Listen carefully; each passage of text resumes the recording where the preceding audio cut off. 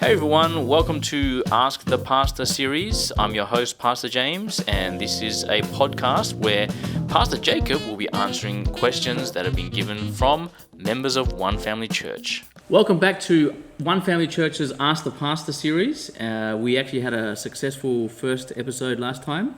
We tackled two questions. What we decided is we'd actually tackle one question at a time for every episode, and that's so that we can just focus on one question that you might, and if you think this would be helpful for someone that you know, we're going to make these public now so you can share it with your friends or someone that you may know. So let's just get straight into it. Yep. So Jacob, we have a question here from someone who asked this question. Okay. I am a single in my 20s wanting to be married. How do I find peace in waiting? Okay. All right. So we don't know if this is a brother or a sister, but I guess we can answer for both anyway. We can, I think, yeah. So first of all, wanting to be married is really good. Okay, that's no problem at all. Wanting to be married, and you know, the question is how do I find peace in waiting, right? Yeah.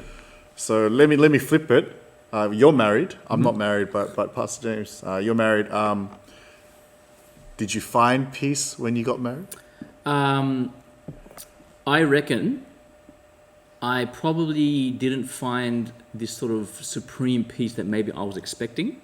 Oh, okay. Yeah. As in because of cultural differences and things, there was a lot of fights. There was a lot of things that happened in the first few years, and I think it's sometimes a little bit of a it's a bit of a fantasy that people get married and live happily ever after without problems and with perfect peace.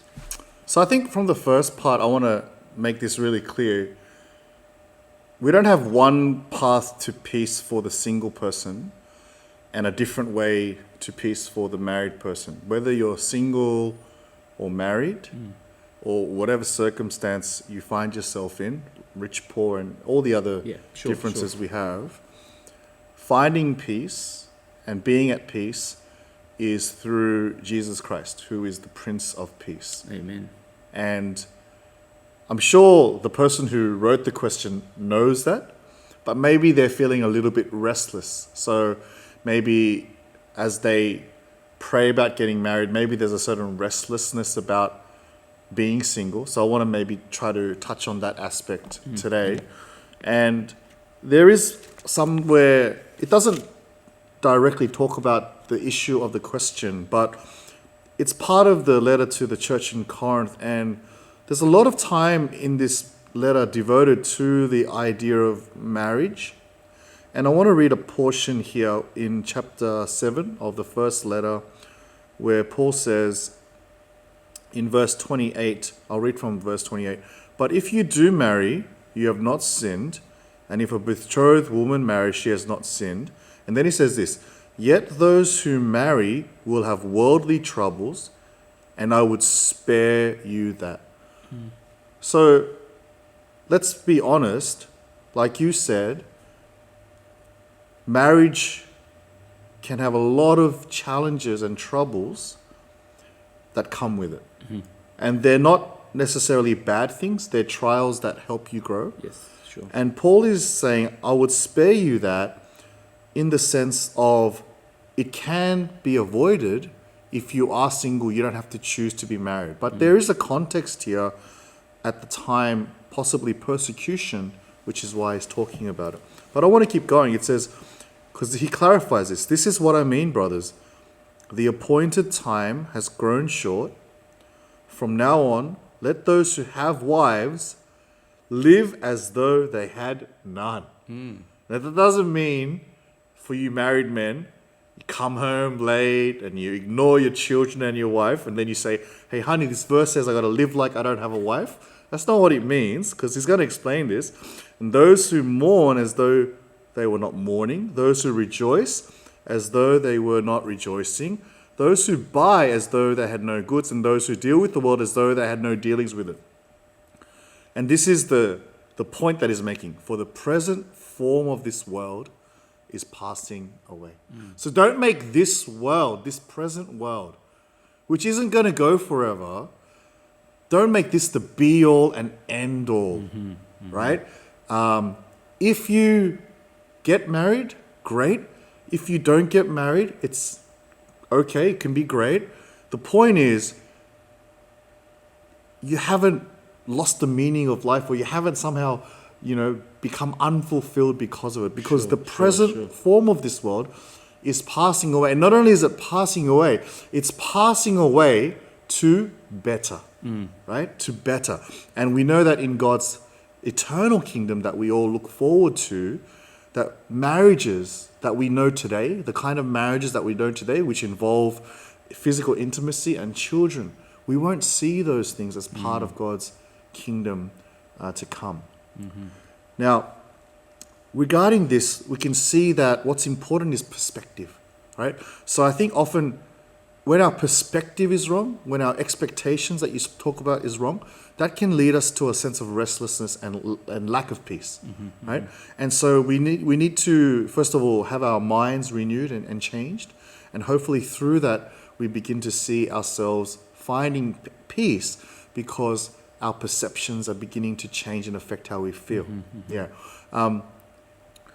When we talk about marriage and singleness, it's important that we remember that it can be a form of idolatry if we expect certain things to happen. Like when I get married and I have my wife or my husband, I'm going to feel secure, or I'm going to feel loved, I'm going to feel validated, I'm going to be complete. And so many messages that we receive both directly and indirectly through the many forms of storytelling that we see today.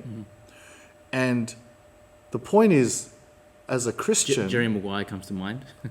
You complete me, You complete right? me. Yeah. The point is, as a Christian, Jesus is to be the one that gives us security. Jesus is the one that gives us perfect love. Jesus is the one who gives us purpose, right? Jesus is the one that we ultimately serve.